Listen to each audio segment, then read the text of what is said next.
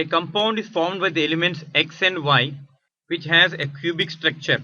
In this, the atoms of X are at the corners of the cube as well as at the face centers. See this animation to understand this. This is the cube where the atoms of X are occupying the corners of the cube. So how many particles are there in the corners totally? They are 18 number. Then comes the particles of the face center. So how many face center particles are there totally? They are 6. So if you write down the ratio of X is to Y, the particles of X are present at the corners which are 18 number. They are also present at the face centers which are 6 in number. Whereas the atoms of Y, they are present at the body center as well as at the edge center of the cube. So these are the particles present at the edge center. So how many edge centers are there for a cube? They are 12 in number. So these are the 12 atoms of Y which are colored with green occupying the edge center. And one more atom is present at the body center.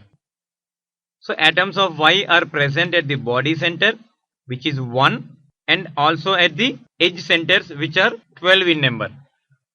And it's also given that if all the atoms are removed from one of the axes passing through one of the face centers of the cube, then what will be the formula of the compound? So what we need to do now? We need to remove all the atoms which are present in the axis which is passing through two opposite face centers. See this animation, what are the particles we need to remove here?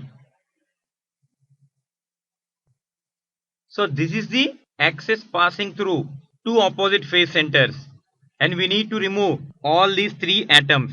What are those? These 2 are the face center atoms which are nothing but the atoms of X, and this green one is the body center particle, that is the atom of Y.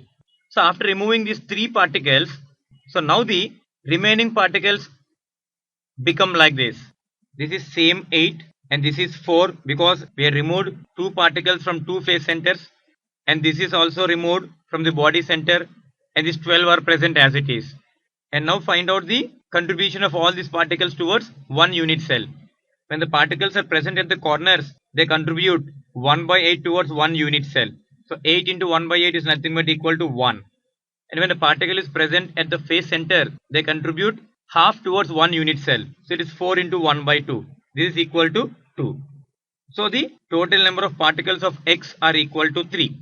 And there is no particle in the body center. And when a particle is present at the edge center, it contributes 1/4 towards one unit cell. So this is 12 into 1 by 4, which is nothing but equal to 3.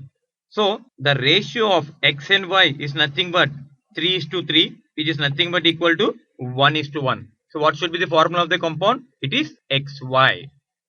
So what's our answer? Our answer is option A. Did you get this? First we had placed the atoms of X at the corners of the cube and then at the face centers. Now understand again the entire thing by looking into the animation. These are the atoms of X occupying the corners. These are the one occupying the face center.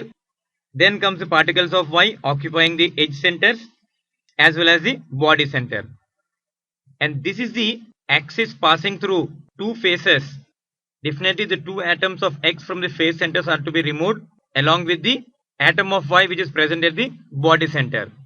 And from the remaining number of particles present here, we need to calculate how much they contribute towards one unit cell. And finally we will get the net ratio of X and Y. That becomes the formula of the compound.